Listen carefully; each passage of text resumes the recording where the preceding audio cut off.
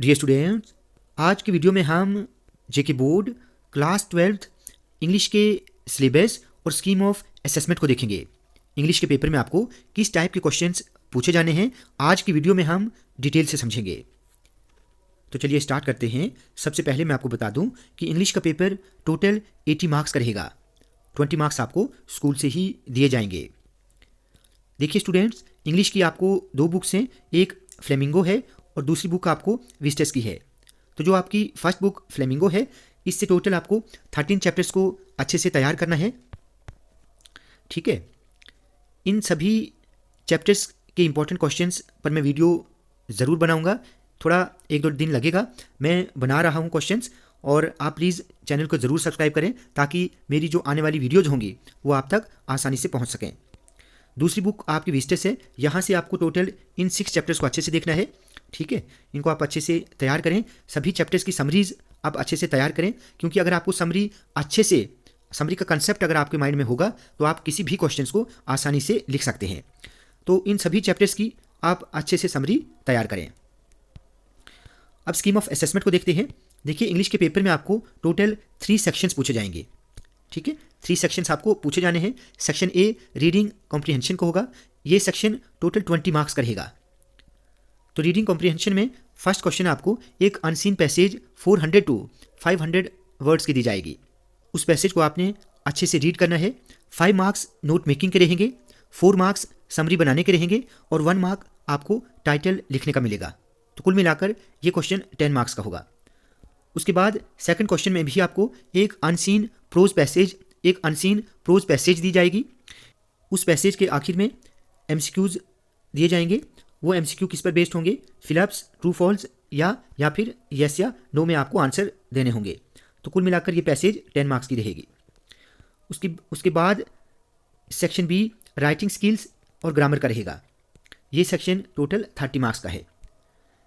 इसमें सबसे पहले आपको थर्ड क्वेश्चन में क्या पूछा जाएगा? देखिए, 2 क्वेश्चन आपको पूछे जाएंगे। किस पर? या तो एडवर्टीजमेंट पर या फिर राइटिंग इन्विटेशंस पर। तो 40 टू 50 वर्ड्स तक आपको इनके आंसर लिखने होंगे। ठीक है, तो ये थर्ड क्वेश्चन 4 मार्क्स का होगा।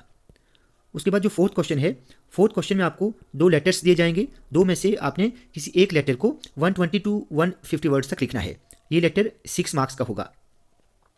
देखिए स्टूडेंट्स, एक बहुत इंपॉर्टेंट बात यहाँ पर क्या है कि एड्रेस लिखने का आपको 1 मार्क मिलेगा, सैल्यूटेशन का 1 मार्क मिलेगा और जो क्लोजिंग है उसका भी आपको 1 मार्क मिलेगा। बीच में जो बॉडी पोर्शन है, अगर आपको वो अच्छे से नहीं भी लिखना आता है तो भी आपको मज़े से 3 मार्क्स मिल सकते हैं। तो एड्रेस किस तरह लिखते हैं, सैल्यूटेशन कैसे लिखते हैं और जो क्लोजिंग है लेटर की वो कैसे लिखते हैं, अगर आप अच्छे से एग्जाम में लिख के आते हैं तो आपको मुफ्त के 3 मार्क्स मिल जाएंगे। ठीक है, तो आप लेटर का फॉर्मेट आपको पता होना चाहिए। उसके बाद फिफ्थ क्वेश्चन में आपको एक रिज्यूम और एक आपको कवर लेटर लिखने के लिए दिया जाएगा। रिज्यूम 4 मार्क्स का होगा और कवर लेटर जो है वो 2 मार्क्स का। तो कुल मिलाकर 6 मार्क्स का ये क्वेश्चन बनेगा। 6th क्वेश्चन में आपको 2 में से आपको या तो आर्टिकल, डिबेट, स्पीच पर एक पैराग्राफ आपको दिया जाएगा। आपने 2 में से किसी एक पर पैराग्राफ लिखना है, 200 टू 250 वर्ड्स तक। ये क्वेश्चन 6 मार्क्स का होगा। उसके बाद 7th क्वेश्चन में आपको एक पैसेज एडिटिंग के लिए दी जाएगी। ठीक है, कुछ एरर्स होती हैं, उनको आपने करेक्ट करना होता है। वो errors pronouns, tenses, punctuation, narration, conjunctions या प्रपोजिशंस पर हो सकती है। ठीक है, तो ये पैसेज आपको एडिटिंग के लिए 8 मार्क्स की दी जाएगी। उसके बाद सेक्शन सी लिटरेचर का है। सेक्शन सी 30 मार्क्स का रहेगा। ठीक है, तो लिटरेचर के लिए सबसे पहले जो आपका पोइट्री सेक्शन है, जितनी भी पोएम्स हैं वो पोएम्स 10 मार्क्स की रहेंगी। ठीक है, तो पोएम से एक आपको पोइट्रिक पैसेज दी जाएगी। पोइट्रिक पैसेज के आखिर में ऑब्जेक्टिव टाइप क्वेश्चंस होंगे। वो ऑब्जेक्टिव टाइप क्वेश्चंस या तो पोइट्रिक डिवाइसेस पर होंगे या फिर थीम पर होंगे, या फिर ऐसे ही वहीं से आपको बताया जाएगा कि ये जो स्टैंजा लिया है ये किस पोएम का है और पोइट का नाम क्या है। तो वो क्वेश्चन 4 मार्क्स का होगा। और उन्हीं पोएम से, जितनी भी पोएम्स हैं उन्हीं से आपको 3 शॉर्ट आंसर क्वेश्चंस लिए जाएंगे।